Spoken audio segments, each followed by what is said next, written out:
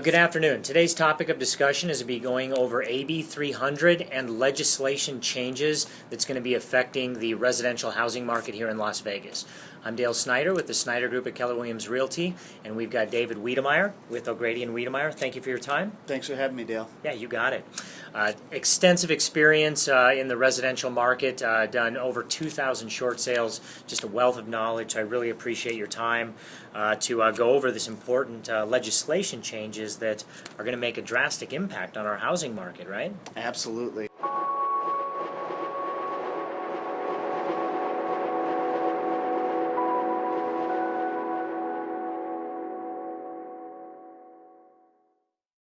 Last time we spoke a little bit about some proposed legislation, specifically SB 321, which we were talking about the Homeowner Bill of Rights, which is kind of like Nevada's version of what was passed in California. Also, we talked a little bit about Senate Bill 424, which is the right of first refusal. But specifically today, I'd like to talk about AB 300. Now, I don't want to get everybody lost in the ABs and SBs and numbers. Just remember that this one has to deal with the bank's ability to initiate and maintain and ultimately foreclose on homes in a non-judicial sense. So when you get the NOD on your door, everything else. Yes. Yeah, thanks for simplifying this, because we were talking a little bit before the video here, and your SB, AB, and I'm like, wow, I'm confused, and I'm in the business.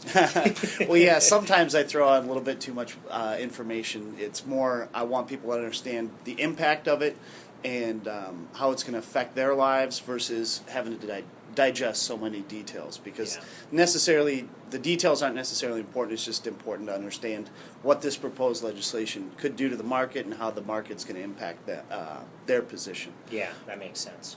But jumping back into it, the new proposed legislation, AB 300, is the one that affects non-judicial foreclosures. Okay. Before, there was one that was enacted a couple years ago back in October, and that put a significant damper on the bank's abilities to perform the non-judicial foreclosures, meaning not a lot of homes are being foreclosed on, ultimately resulting in a shrinkage of inventory that isn't available to the people out in Nevada. Yes, yeah. But the proposed legislation now is going to not necessarily gut those changes, but it's going to reduce the burden on the banks, allowing them to foreclose much easier if they want to take the non-judicial route. Oh, okay. Well, that'll have a drastic impact on things. It definitely will. If it passes, now it's kind of strange because the Senate Bill 321, the Homeowner Bill of Rights, which passed basically unanimously in the Senate, and then you have the one, now the AB 300, the one that impacted the non-judicial foreclosure process, passed almost unanimously in the Assembly. They're kind of like oil and water, where one gives the homeowner a ton of rights and the other one makes it easier for the banks to foreclose. So we'll see how the legislature reconciles it, but there's going to be some, either way, though, there's going to be some changes after this legislative session, excuse me. Yeah, it sounds like it. Mm-hmm. So, give us a summary here. What do you see happening with legislation? How is this going to impact things? Well, I think we'll have to see how it plays out, because like I said, they both passed in the originating bodies where they started. So like the body that proposed it and wrote it, they both passed it almost in a unanimous sense in both the Senate and the Assembly. So now they're in the other places. The one that was originally in the Senate now is in the Assembly, and vice versa. Okay. So we're going to have to see how the amendment process goes. Maybe they're going to come up with a comprehensive bill. I'm really not sure, but the fact of the matter is that the Assembly and the State Senate are making efforts either for the lenders, for the market, for the homeowners, or whatnot.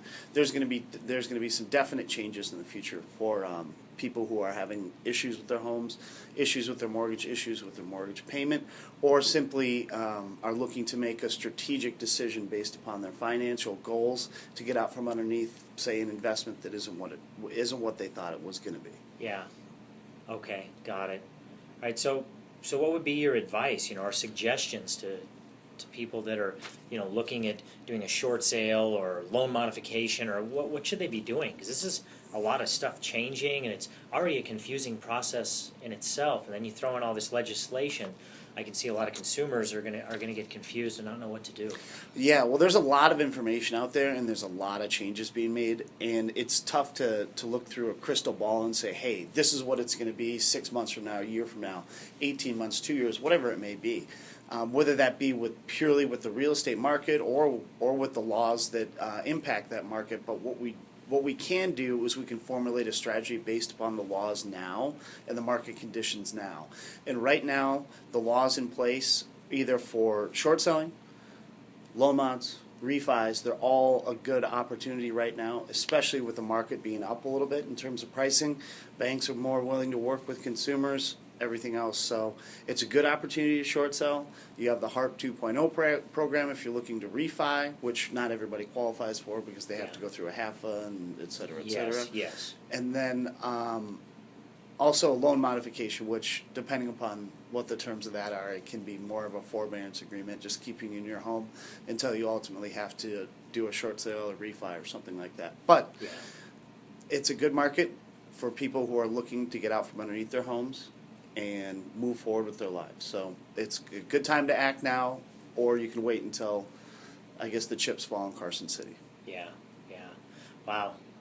Craziness. Mm-hmm. I don't know what to say. There's just so much change. You know, we did some videos, 3 weeks ago, 4 About weeks that, ago maybe? yep. And there's already changes. So I suspect I'll be seeing you fairly often over the coming months with all these changes happening. Yep, and we'll have a much better idea once everything kind of gets necessarily set in stone. Whatever passes, whatever doesn't. But it's a great time to act now if you're considering short selling your home or refining or whatnot. But Yeah. it's a good opportunity in strike when the iron's hot, in my opinion. Yeah, that makes sense. All right, well, I'm sure if you're watching this video, you probably are going to have some questions. How do consumers get a hold of you? Well, they can reach us at 702-582-6980 or find us on the web at owlaw.com. Okay, fantastic. All right, and you can find us as well. We're at dalesnyder.net. So if you're considering a short sale, a loan modification, or looking to do some sort of refi, we mentioned the HARP 2.0. Reach out to us. We're here to give you free advice so you can make the best informed decision. So once again, it's Dale Snyder with the Snyder Group at Keller Williams Realty and David Wedemeyer with O'Grady and Wedemeyer. Have a fantastic day.